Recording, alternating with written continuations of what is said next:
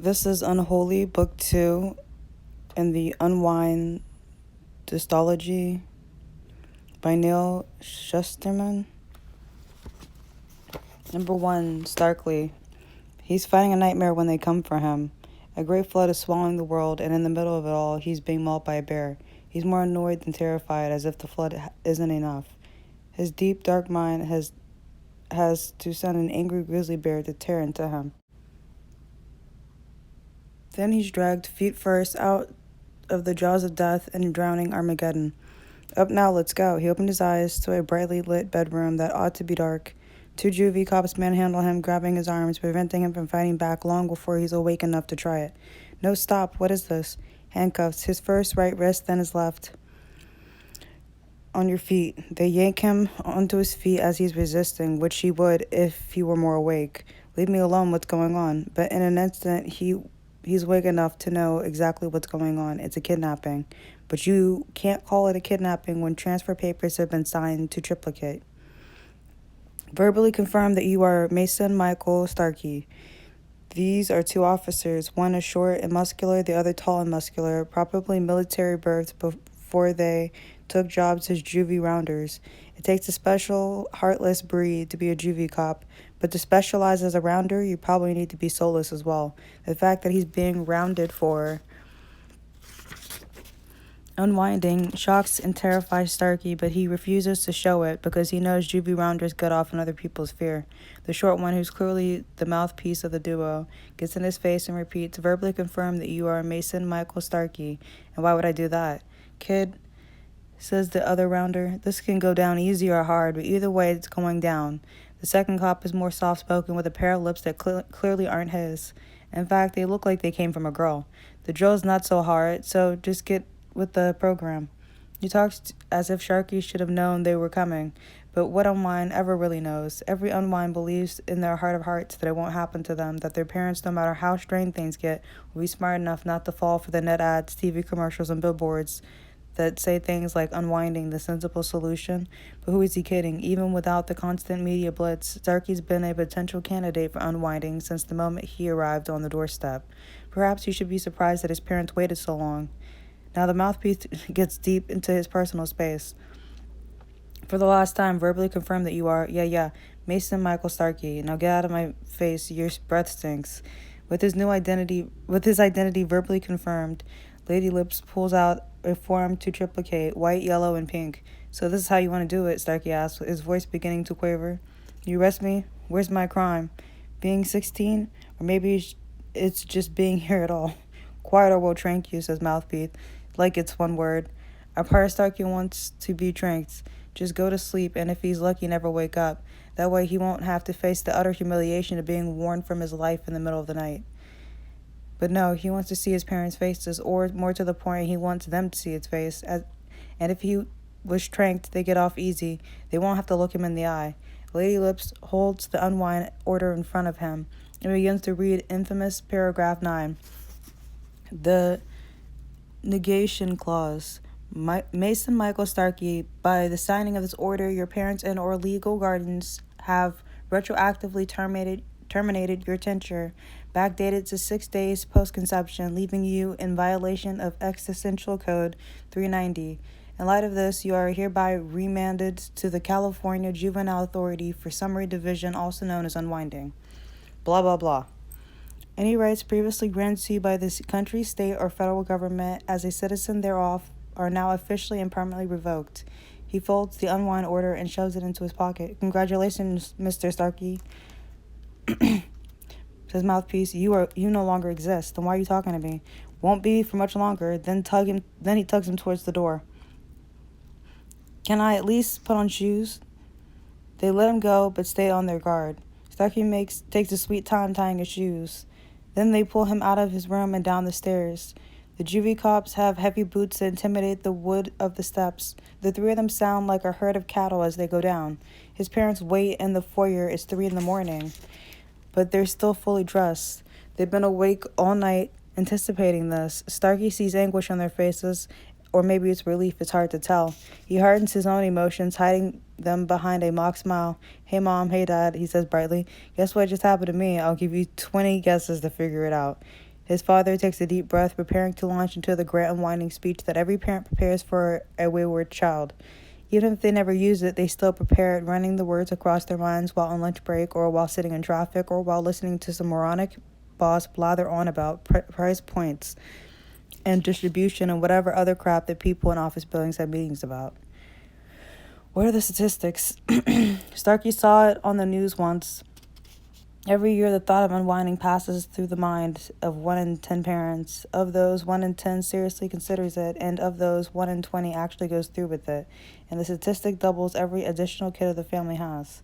Crunch those juicy numbers, and 1 out of every 2,000 kids between the ages of 13 and 17 will be unwound each year.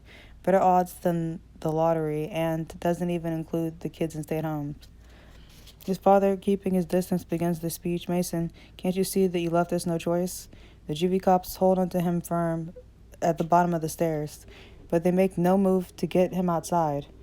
They know they must allow the paternal rite of passage, the verbal boot out the door.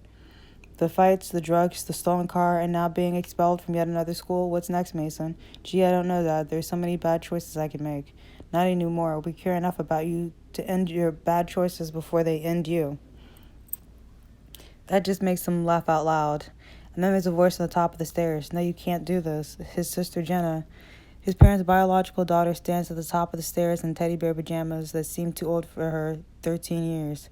Go back to bed, Jenna, their mother says. You're unwinding him just because he was storked, and that's unfair. And right before Christmas, too. What if I had come storked? Would you unwound me also? We are not having this discussion, yells the father as the mother begins to cry. Go back to bed. But she doesn't. She just folds her arms and sits on the top of the stairs in defiance, witnessing the whole thing. Good for her. His mother's tears are genuine, but he's unsure whether she's crying for him or for the rest of the family. All these things you do, everyone told us they were a cry for help, she says. So why didn't you let us help you? He wants to scream. How could he possibly explain it to them if they can't see? They don't know what it's like to go through 16 years of life knowing you weren't wanted. A mystery baby, uncertain race, storked on a doorstep of a couple so sienna pale they could have been vampires, or to remember the day that you were 3 years old and your mom, all doped up on pain medication from your sister's C-section delivery, took you to a fire station and begged them to take you away and make you aware of the state. Or how about knowing every Christmas morning that your gift is not a joy but an obligation? And your birthday isn't even real because they can't pinpoint when you were born, just the day you were left on a welcome mat that some new mother took too literally. And what about the taunts from the other kids at school? In 4th grade, Mason's parents were called into the principal's office. He had flipped a boy off on the platform of the jungle gym. The kid had suffered a concussion and a broken arm. Why Mason? His parents had asked, right there in front of the principal. Why did you do it? He told them that the other kids were calling him Storky instead of Starkey, and that this was the boy who had started it. He naively thought they'd rise to his defense, but they just dismissed it as if it didn't matter. You could have killed that boy, his father had reprimanded. And why? Because of words? Words don't hurt you. Which is one of the most hugest criminal lies perpetuated by adults against children in this world. Because words hurt more than any physical form, he would have gladly taken a concussion and a broken arm if he never had to be singled out as a storked child ever again. In the end, he got sent to a different school and was ordered to have mandatory counseling. You think about what you did, his old principal had told him, and he did what he was told just like a good little boy. He gave it plenty of thought and decided he should have found a higher platform. So how do you even begin to explain? How do you explain a lifetime of injustice and the time it takes juvie cops to herd you out the door? The answer is easy. You don't even try. I'm sorry, Mason, his father says, tears in his eyes as well, but it's better for everyone this way, including you. Starkey knows he'll never make his parents understand, but if nothing else, he'll have the last word. Hey, Mom, by the way, Dad's late nights at the office aren't really at the office. They're with your friend Nancy. Ooh. But before he can begin to relish in his parents' shocked expressions, it occurs to him that his secret knowledge could have been a bargaining chip. If he had told his father he knew, he could have been ironclad protection from unwinding. How could he have been so stupid to not have thought of that when it mattered? So, in the end, he can't enjoy his better little victory as the juvie cops push him out the door on a cool December night. Advertisement. Do you have a troubled teen? Can't seem to fit in, listless and angry, also often prone to fits of impulsive and sometimes dangerous behavior? Does your teen seem unable to stand living in his or her own skin? It could be more than simple teenage rebellion. Your child may be suffering for biosystematic. Your child might be suffering from biosystemic disunification disorder or BDD. Well, now there's hope. Harvest Services has 5-star youth camps throughout the nation. This will take the angriest, most violent, and dysfunctional sufferers of BDD and carefully ease them into a soothing, divided state. Call now for a free consultation. Counselors are standing by. Haven Harvest Services, when you love them enough to let them go. The juvie squad car leaves the driveway with Starkey locked in the back seat behind a bulletproof barrier. Mouthpiece drives while Lady Lips flips through a fat file folder. Starkey can't imagine his life could have that much data. It says you score in the top 10 percentile in your early childhood exams. The mouthpiece shakes his head in disgust. What a waste. Not really, says Lady Lips. Plenty of people will get the benefit of your smarts, Mr. Starkey. This suggestion gives him an unpleasant chill, but he tries not to show it. Love the lip grafts, dude, Starkey says. What's the deal? Did your wife tell you she'd rather be kissed by a woman? Mouthpiece smirks, and Lady Lips says nothing. But enough lip service, Starkey. You boys hungry? Because I could go for a midnight snack right about now. Some In-N-Out? What do you say? No answer from the front seat. Not that he expects one, but it's always fun to mess with law enforcement and see how much it will irritate them.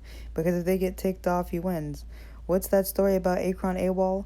What did he always say? Oh yeah, nice socks. Simple, elegant, but always undetermined. Undermine the confidence of any figure of false authority. The Akron AWOL, now that was an unwind.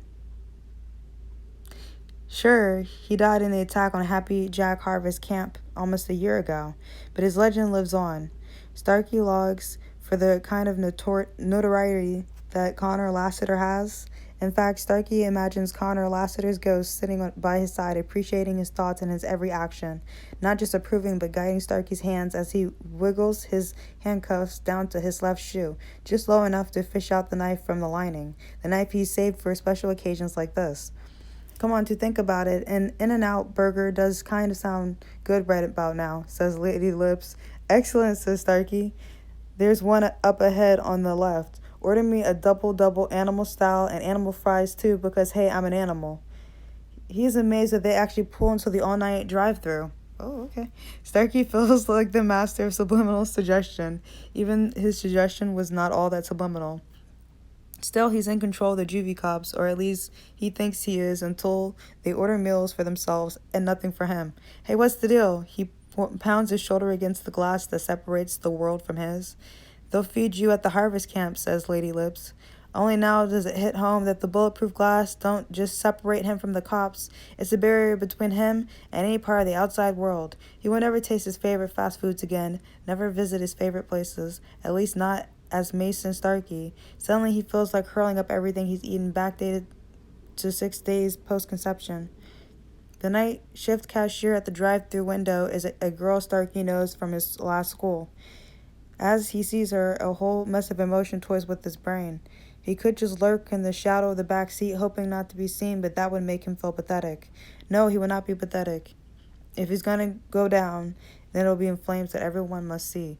Hey, Amanda, will you go to the prom with me? He shouts loud enough to be heard through the thick glass barrier. Amanda squints in his direction, and then she realizes who it is and turns up her nose as if she smells something rancid on the grill. Not in this life, Starkey. Why not? A, you're a sophomore, and B, you're a loser in the back of a police car. And anyway, don't they have to have their own prom at alternative school? Could she be any more denser? As you can see, I've graduated. Pipe down, says Mouthpiece, or I'll unwind you into the burgers. Finally, Amanda gets it and suddenly becomes a little sheepish. Oh, I'm sorry, Starkey. I'm really sorry. Pity is something Mason can't stand. So, sorry for what? You and your friends wouldn't give me the time of day before, but now you're sorry for me? Save it. I'm sorry. She sighs in aspiration and gives up, handing Lady Lips a bag of food. Do you need ketchup? No, we're good. Hey, Amanda, Starkey shouts as they drive away. If you really want to do something for me, tell everyone I went down fighting, will you? Tell them I'm just like the Akron AWOL. I will, Starkey, she says, I promise. But he knows she'll forget by morning. 20 minutes later, they're turning into the back alley of a county lockup. No one goes into the front way, least of all the unwinds. The county jail has a juvenile wing, and in the back of the juvenile wing is a special box within a special box where they hold unwinds awaiting a transplant. Starkey's been in regular juvie enough to know that once you're in an unwind holding cell, that's it, end of story. Even death row inmates don't have such tight security. But he's not there yet. He's still in the car waiting to be transferred inside. Right here is where the hull of the little ship of fools is the thinnest. And if he's going to sink their plans, it has to happen between the car and the back door of this county jail. As they prepare for his prep walk, he thinks about his chances of breaking free, because as much as his parents might have imagined that night, so has he. He's made up a dozen valiant escape plans. The thing is, even his daydreams are fatalistic. In every anxiety-filled fantasy, he always loses, gets strength, and wakes up on an operating table. Sure, they say they don't unwind you right away, but Starkey doesn't believe it. No one really knows what goes on in the harvest camps, and those who find out aren't exactly around to share the experience. They pull him out the car and flank him on either side, grasping his upper arms tightly. They're practicing this walk. Lady Lips grips Starkey's fat file in his other hand. So, says Starkey, does that file show my hobbies? Probably, says Lady Lips, not really caring either way. Maybe you should have read it a little more closely, because then we'd have something to talk about, he grunts. You know I'm pretty good with magic. That's so, says Mouthpiece, with a twisted sneer. Too bad, you can't just make yourself disappear. Who says I can't? Then in his finest Houdini moment, he raises his right hand, revealing the cuff is no longer on it. Instead, it dangles free from his left hand. Before they can even react, Starkey slides the penknife he used to pick up the lock of his sleeve, grip it in his hand, and slash it across Lady Lip's face. The man screams, and blood flows from a 4-inch wound. Mouthpiece, for once, is his memorable life a public disservice, is speechless. He reaches for his weapons, but Starkey's already on the run, zigzagging out the shadowy alley. Hey, yells Mouthpiece, you're only making it worse for yourself. But what are they going to do, reprimand him before they unwind him? The Mouthpiece can talk all he wants, but he's got no bargaining position. The alley turns to the left and then to the right like a maze, and all the while beside him is the tall imposing brick wall of the county jail. He finally turns corner and sees the street up ahead. He charges forward, but as he emerges onto that street, he's grabbed by Mouthpiece. Somehow he made it there before Sharky. He's surprised, but he shouldn't be, because doesn't every unwind try to run? And couldn't they build a twisting alley specifically designed to waste your time and give the juvie cops an advantage that never was really lost? You're through, Starkey. He crushes Starkey's wrist enough to dislodge the knife and brandishes a Tart gun with trigger-happy fury. Down the ground, or this goes in your eye. But Sharky does not go down. He would not humble himself before this legalized thug. Do it, says Starkey. Drink me in the eyes and explain to the harvest camp why all the goods are damaged. Mouthpiece turns him around and pushes him against the brick wall hard enough to scrape and bruise his face. I had enough of you, Starkey. Or maybe I should call you Storky. Then Mouthpiece laughs like he's a genius. Like every moron in the world hasn't already called him that. Storky, he snorts. That's a better name for you, isn't it? How do you like that, Storky? Blood boils hotter than water. Starkey can vouch for that, because with the adrenaline pumped fury, he elbows Mouthpiece in the gut and spins around grabbing the gun. Oh, no, you don't. Mouthpiece is stronger, but maybe animal-style beat strength. The gun is between them. It points at Starkey's cheek, then his chest, then at Mouthpiece's ear, and then under his chin. Then they both grab over the trigger, and bam. The concussive shock of the blast knocks Starkey back against the wall, blood everywhere. The furious taste of it in his mouth, the critic smell of the gun smoke, and that was no trank bullet, that was the real thing. And he thinks he's microseconds away from death, but he realizes the blood isn't his, it's in front of him. Mouthpiece's face is all red and a pulpy mess. The man goes down dead before he hits the pavement, and, my God, that was a real bullet. Why does a juvie cop have real bullets? That's illegal. He can hear footsteps around the bend, and the dead cop is still dead, and he knows the whole world heard the gunshot, and everything hinges on his next action. He's partners with the Akron AWOL now. The patron saint of runaway unwinds is watching over his shoulders, waiting for Starkey to make a move, and he thinks, what would Connor do? Just then, juvie cops come around the bend. A cop he's never seen and is determined to never see again. Starkey raises Mouthpiece gun and shoots, turning what was just an accident into a murder. As he escapes, truly escapes, all he can think about is the bloody taste of victory and how pleasant the ghost of Connor Lassiter would be. Advertisement. Does your child struggle in school, study for hours but still can't seem to bring up those grades? You've tried tutoring, even changing schools, and still no results? How much longer will you make your child suffer? The answer is no more, because we have the solution. Natural cognitive enhancement through neuroweave. Memory-specific neuroweaving is not some questionable mind enhancement drug or dangerous wet wire or chip. It's actually living brain tissue pre-programmed with the subject of your choice. Algebra, trigonometry, biology, physics, and more subjects are on the way. Affordable financing is available, so don't wait for that next bad report card. Take action now. Call the NeuroWeave Institute today for your free quote. Our results are 100% guaranteed or your money back. The NeuroWeave Institute. When education fails, we'll give you straight A's. To be an AWOL unwinding is one thing, but to be a cop killer is another. The manhunt for Starkey becomes more than just your typical unwind chase. It seems the whole world is put on alert. First, Starkey changes his look, dyeing his straggly brown hair red, cutting it bookworm short, and shaving it off the little Victory Garden goatee he's been cultivating since middle school.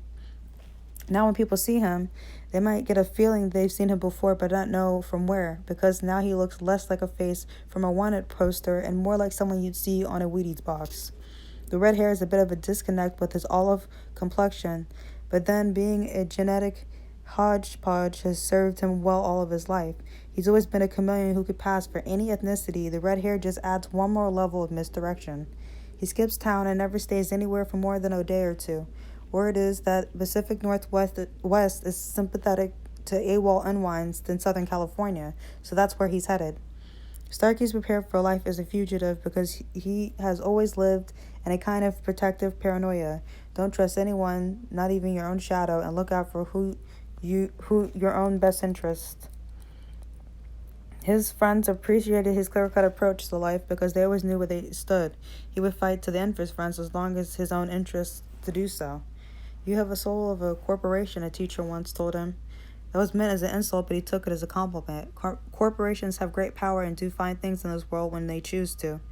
She was a glacier-hugging math teacher who got laid off the following year because who needs math teachers when you can just get a neuroweave? Just goes to show you, hugging a chunk of ice gets you nothing but cold. Now, however, Starkey's one of the huggers because they're the kind of people who run the anti-divisional resistance harboring runaway unwinds. Once he's in the hands of the ADR, he knows he'll be safe, but finding them is the hard part. I've been AWOL for almost 4 months now and haven't seen no sign of the resistance, says an ugly kid with a bulldog face. Starkey met him while hanging out behind a KFC on Christmas Eve, waiting for them to throw out the leftover chicken. He's not the kind of kid Starkey would hang out with in real life, but now that real life has flipped into borrowed time and his priorities have changed. I've survived because I don't fall for no traps, Dogface tells him. Starkey knows all about the traps. If a hiding place seems too good to be true, it probably is. An abandoned house with a comfortable mattress and an unlocked trunk that just happens to be full of canned food. They're traps set by juvie cops for AWOL unwinds. There are even juvies pretending to be part of the anti-divisional resistance. The juvies are often rewards now for people who turn in the AWOLs, Dogface says, as they stuff themselves sick with chicken. And there are bounty hunters too. Parts pirates, they call them. They don't bother with collecting rewards. They sell the AWOLs they catch in the black market. And if you think the regular harvest camps are bad, you don't want to know about the illegal ones. The kid swallows a mouthful so big, Starkey can see it going down his gullet like a mouse being swallowed by a snake. They never used to be parts pirates, he says, but since 17-year-olds can't be unwound anymore, there's a shortage of parts and AWOLs fetch a huge price on the black market. Starkey shakes his head. Making it legal to unwind 17-year-olds was supposed to save a fifth of the kids, marketed for the unwinding. But instead, it forced a lot of parents to make their decisions earlier. Starkey wonders if his parents would have changed their mind if they had another year to decide. Pirates are the worst, Dogface tells him. Their traps aren't so nice, so the ones Juvie said, I heard this story about a trapper who got put out of business when fur was made illegal, so he took the heaviest animal traps and retooled them for unwinds. Man, one of those traps snaps around your leg and you can kiss that leg goodbye. He snaps the chicken bone in half for emphasis, and Starkey shivers in spite of himself. There are other stories, Dogface says, licking the chicken grease from his dirty fingers. Like this kid in my old neighborhood. His parents were total losers, strung out druggies who probably should have been unwound themselves. If they had Unwhiney back in the day. Anyway, on his 13th birthday, they signed the unwind order and tell him about it. Why would they tell him? So he'd run away, Dogface explains. But see, they knew all his secret hiding places, and they told a parts pirate where to find him. He caught the kid, sold him, and split the fee with the kid's parents. Dog... Son of a... Dogface shrugs and flicks away the chicken bone. The kid was a stork job anyways, so it's no great loss, right? Starkey stops chewing, but just for a moment. Then he grins, keeping his thoughts to himself. Right, no great loss. That night, the dog-faced kid takes Starkey to a drainage tunnel where he's been hiding out, and once the kids fall asleep, Starkey goes to work. He goes out into every neighborhood and leaves a bucket of chicken at some stranger's front house, rings the doorbell, and runs. There's no chicken in the bucket, though. Instead, there's a hand-drawn map along with the following note. Need money? Then send the juvie cops here and you'll collect a fat reward. Happy holidays. Right around dawn, Starkey watches from a nearby roof as juvie storm the drainage tunnel and pull out the dog-faced kid, so much like earwax. Congratulations, assholes. Asshole, he said to himself, you've been storked.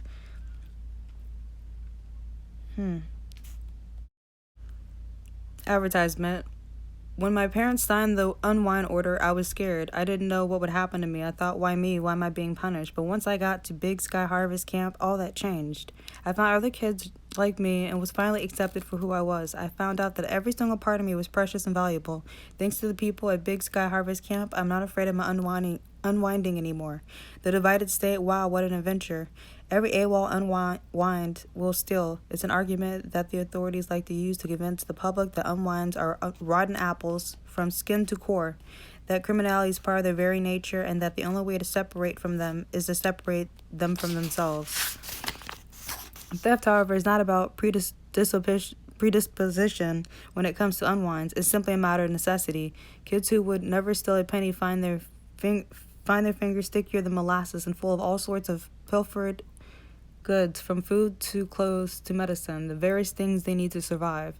And those who were already prone to crime simply become even more so. Starkey is no stranger to criminal activity, although until recently most of his crimes were misdemeanors of the rebellious sort. He shoplifted if a shopkeeper looked at him suspiciously, involved some choice four-letter words, on buildings that stood for everything that ticked him off. He even stole a car from a neighbor who always made his young children go inside whenever Starkey came out. He took that guy's car on a joyride with a couple of friends. Fun was all had by all. Along the way, he sideswiped a row of cars, losing 2 hubcaps and a bumper. The ride ended when the car jumped a curb and mounted a very unresponsive mailbox. The damage was just enough to have the car labeled a total loss, which is exactly what Starkey wanted. They could never prove it was him, but everybody knew. He had to admit it wasn't one of his shining moments, but he knew he had to do something to a man who didn't think Starkey was good enough to breathe the same air as his own children. The guy simply had to be punished for that kind of behavior. All of it seemed to pale now that he was a murderer, but no, it would do him no good to think of himself that way. Better think himself as a warrior, a foot soldier in the war against the unwinding. Soldiers were given medals for taking out the enemy, weren't they?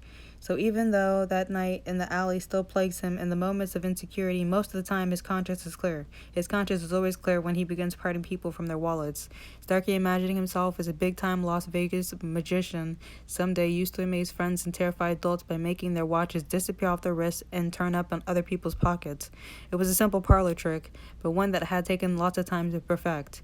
Making wallets and purses disappear followed the same principle, a combination of distraction, skilled fingers, and confidence to get it done.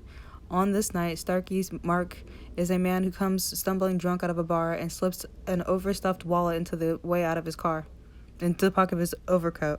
The drunk fumbles with his keys on his way to his car. Starkey strolls past him, bumping him just enough to dislodge the keys, and they fall to the ground. Hey man, I'm sorry, Starkey says, picking up the keys and handing them to him.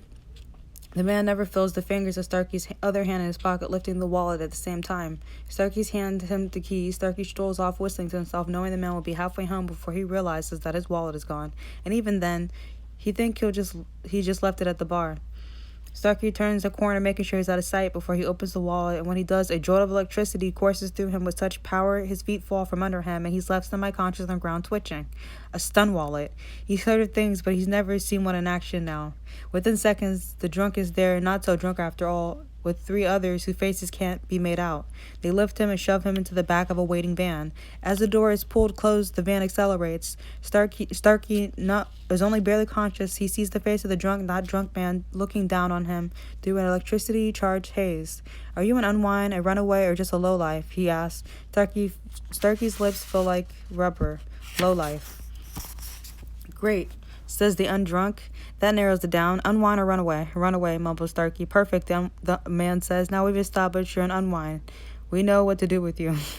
Starkey groans. Someone beyond his limited peripheral vision laughs. "Don't be surprised. Unwinds all got this look in their eye that low lives and runways don't. We know the truth without you saying a thing."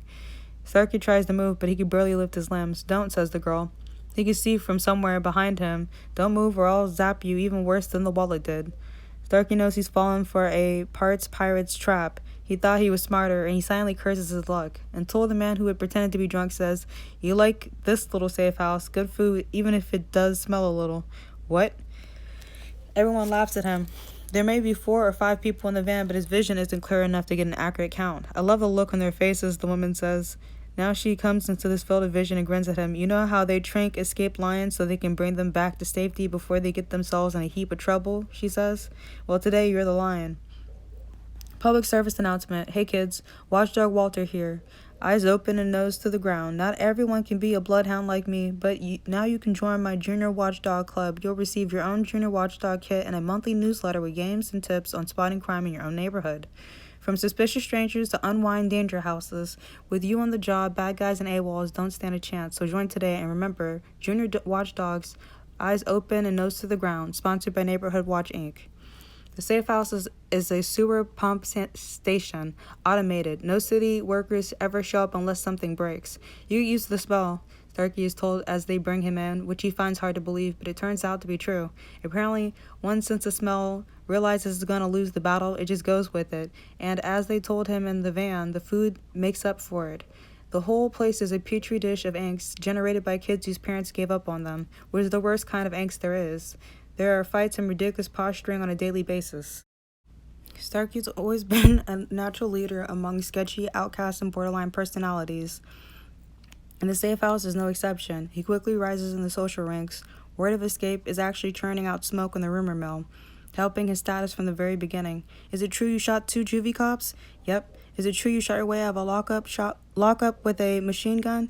"Sure, why not?" And the best part is that the Stork kids, who even among the unwinds are treated like second-class citizens, are now elite thanks to him. Starkey says the Storks get served first. They get served first. Starkey says they get the best beds. Farthest from the stinking vents, they get the best beds. His word is law. Even those running the place know that Starkey is their greatest asset, and they know to keep him happy. Because if he becomes an enemy, then every unwind there is an enemy too. He starts to settle in, figuring he'll be there until he's 17, but then in the middle of the night, they're rounded up and taken away by the ADR, shuffled like a deck of cards to different safe houses. This is how it works. They're all told. The reason Starkey comes to understand is twofold. 1, it keeps the kids moving to their destination, wherever that may be. 2, it splits them apart to keep any alliances from becoming permanent, kind of like unwinding the mob rather than the individuals to keep them in line. Their plan, however, backfires with Starkey, because in each safe house he manages to earn respect, building his credibility among more and more kids. And in each new location he comes across, unwinds who fancy themselves alpha males trying to take charge, but in truth they're just betters waiting for an alpha to humble them into submission. And ever since then, Starkey finds his opportunity to challenge defeat and rise above.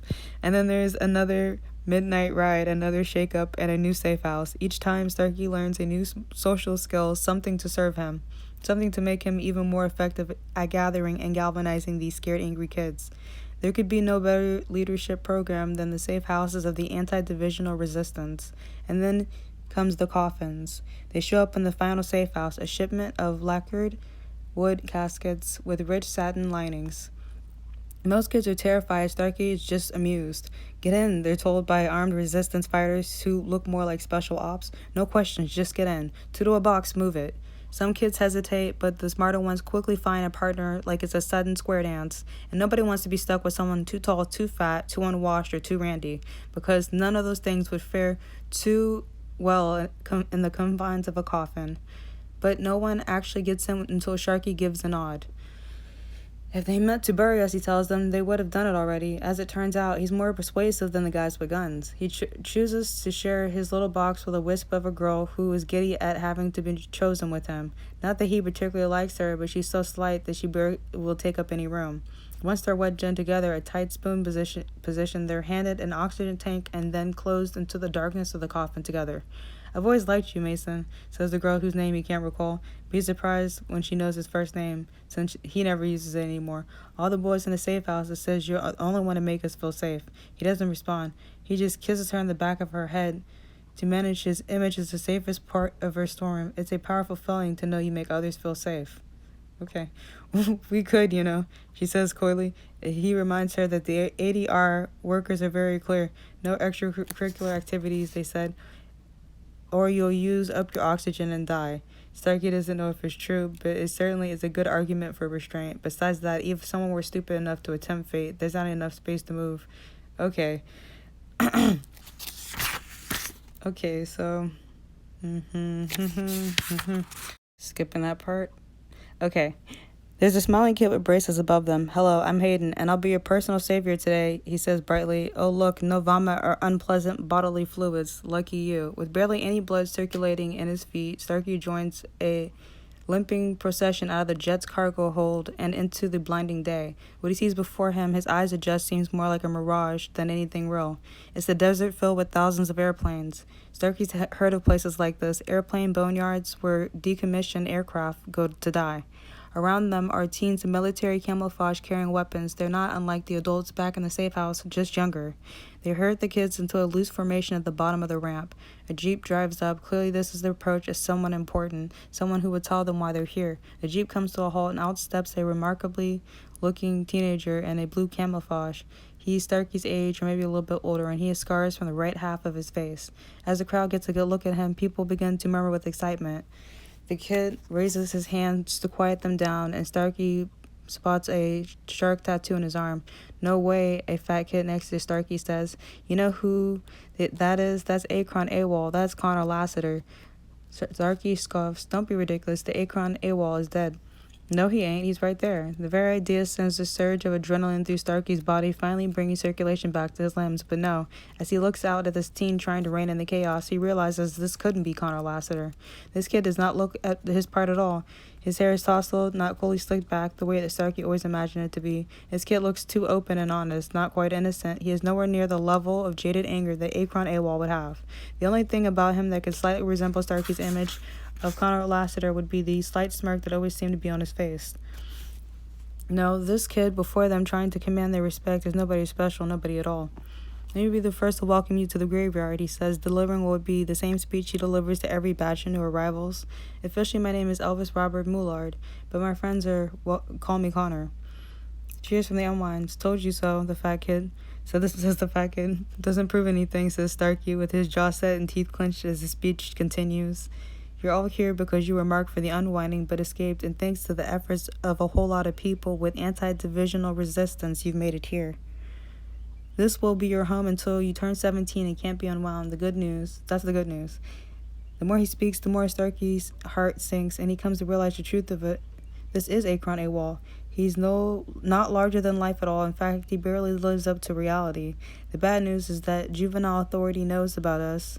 They know where we are and what we're doing, but so far they left us alone. Starkey marvels at the unfairness of it all. How could this be? How is it possible that the great companion of a runaway unwinds is just some ordinary kid? Tell me you want to survive to 17, and I don't blame you, says Connor.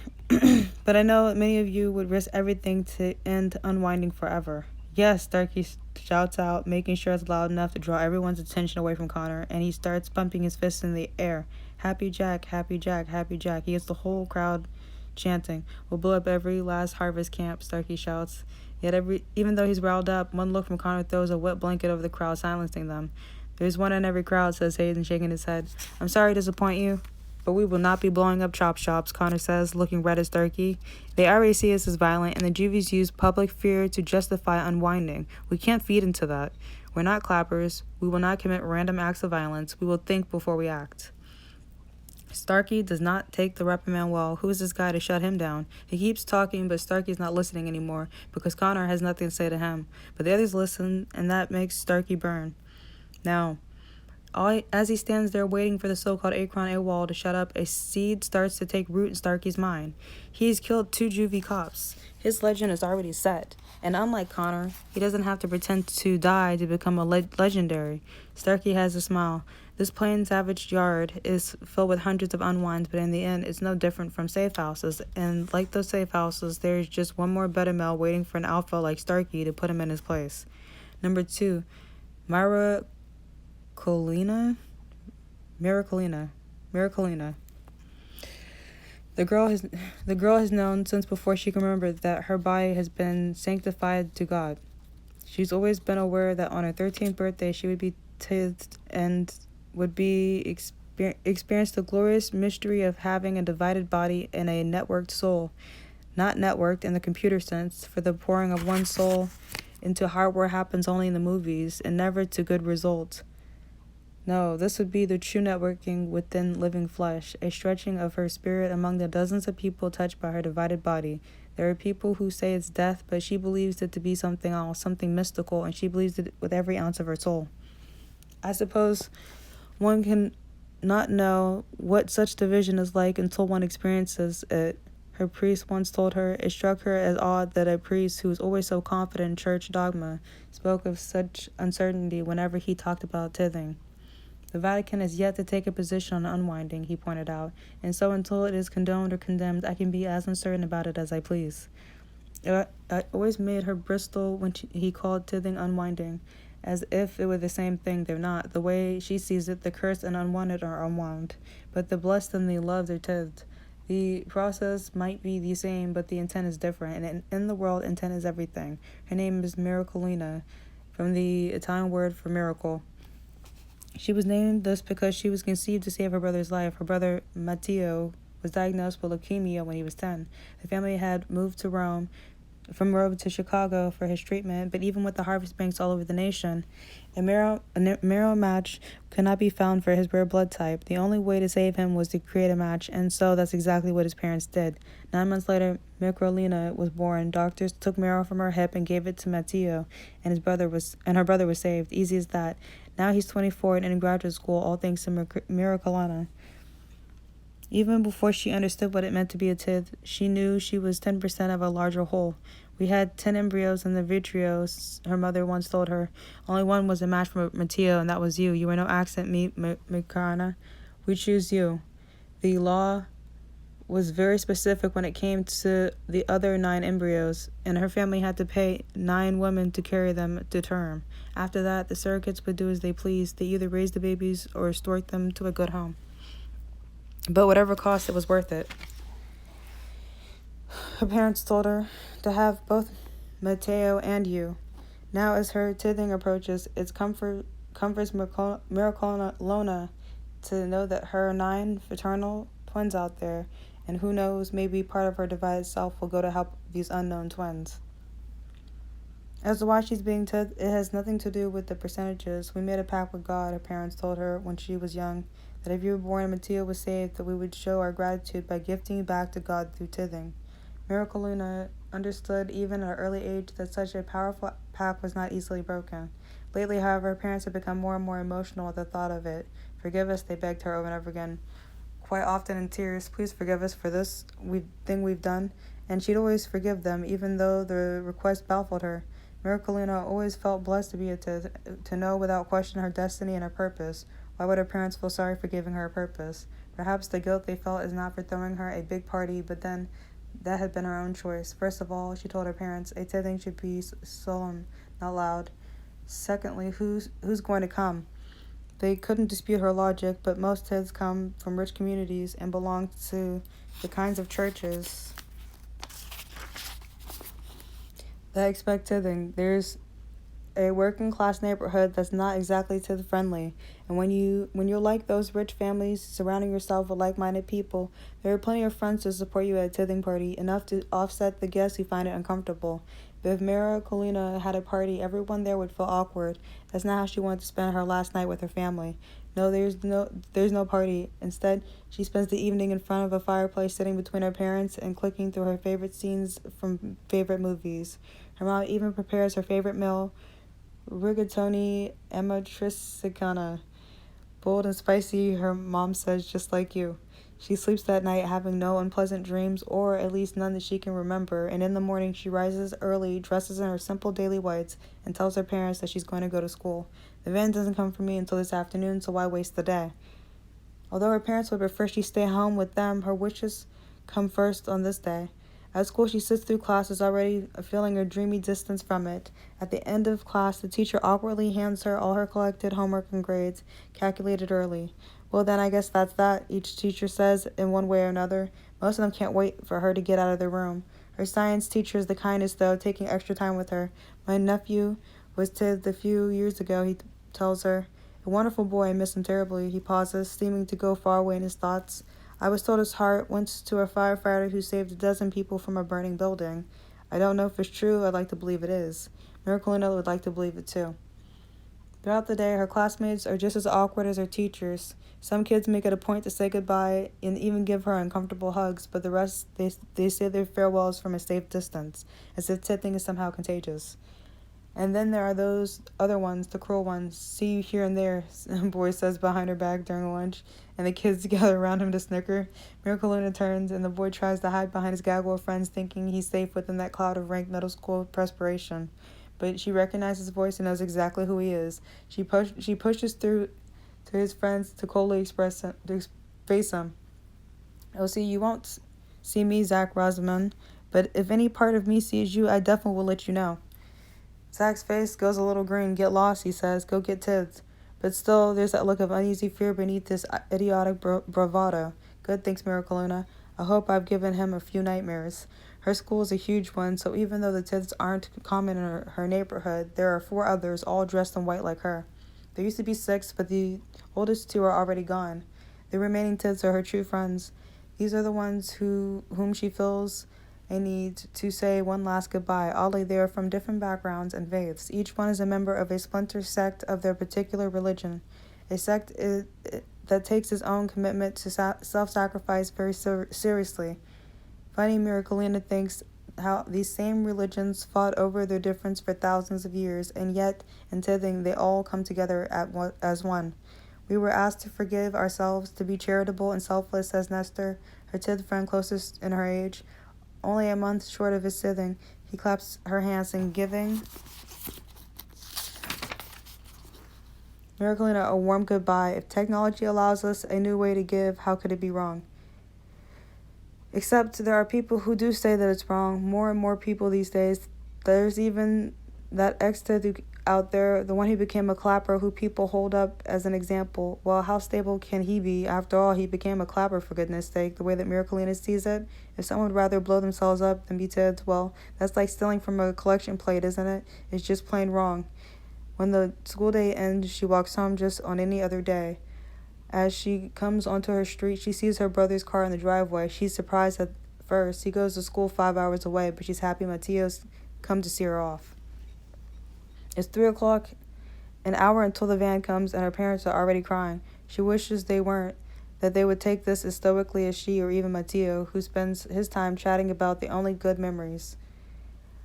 Remember that time we went to Rome and you wanted to play hide and seek in the Vatican Museum? Miraculina smiles at the memory. She tried to hide in Nero's bathtub, this huge maroon stone bowl that could practically fit an elephant. The security guards had a fit. I thought they'd take me to the Pope, and he spanked me, so I ran.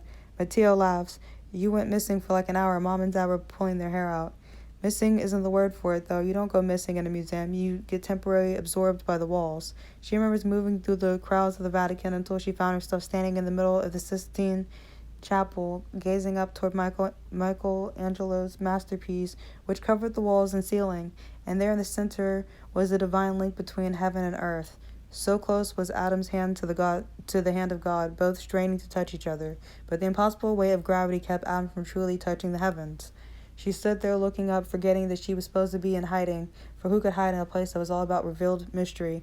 That's exactly where her family found her, amid hundreds of tourists standing at the greatest work of art created by the hand of man, humanity's grandest attempt to touch perfection. She was only 6, but even then, the images of the chapel spoke to her.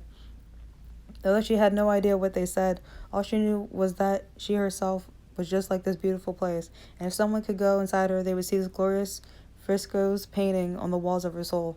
The van arrives 10 minutes early and waits out in the front.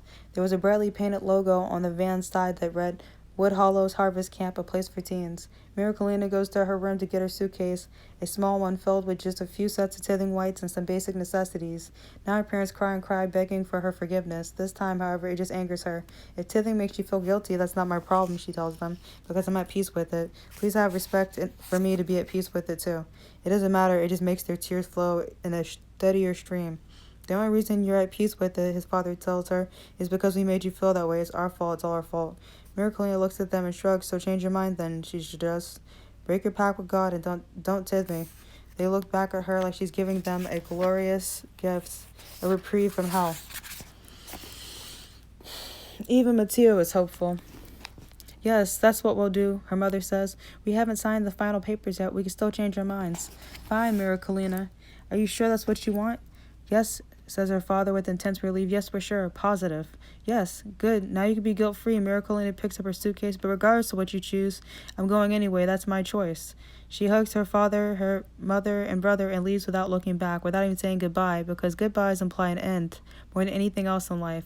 Miraculina Roselli wants to believe that her tithing is a beginning. When Billy's behavior became too much for us to bear, we began to fear for our own safety. We did the only humane thing. We sent him to a harvest camp so he could find fulfillment in a divided state. But now with the age restriction preventing 17-year-olds from being unwound, we wouldn't have had that choice. Just last week, a 17-year-old girl in our neighborhood got drunk, crashed her car, and killed 2 innocent people. Would it still happen if our parents could have chosen to send her to harvest camp? You tell me. Vote yes or no on Prop 46, end the Cap 17 law, and lift the ban on late teen unwinding, paid for by the citizens of a wholesome tomorrow. It's a 3-hour drive to Wood Hollow Harvest Camp. The van is all plush leather seats and pop music pumped through expensive speakers. The driver's a man with a salt and pepper beard, a big smile, and just enough gut to be jolly. Santa Claus in training. Excited for your big day? Chauffeur Claus asks as they drive away from Miraculina's home and family. Did you have a big tithing party? Yes and no. She says, I'm excited but no party. Oh, that's too bad. Why not? Because it's not about me. Oh, it is all the chauffeur Claus can say to that. Miraculina's response is the perfect conversation killer, which is fine. The last thing she wants is to recap her life for this man, no matter how jolly he is. There are drinks in the cooler, he tells her. Help yourself. Then he leaves her alone. 20 minutes into the drive, instead of turning into the interstate, they entered a gated community. One more pickup this afternoon, chauffeur Claus tells her. Tuesdays are lean, so it's just this stop. Hope you don't mind. Not at all. They stop at a house that's at least 3 times larger than her own, where a boy in white waits out in the front with his family.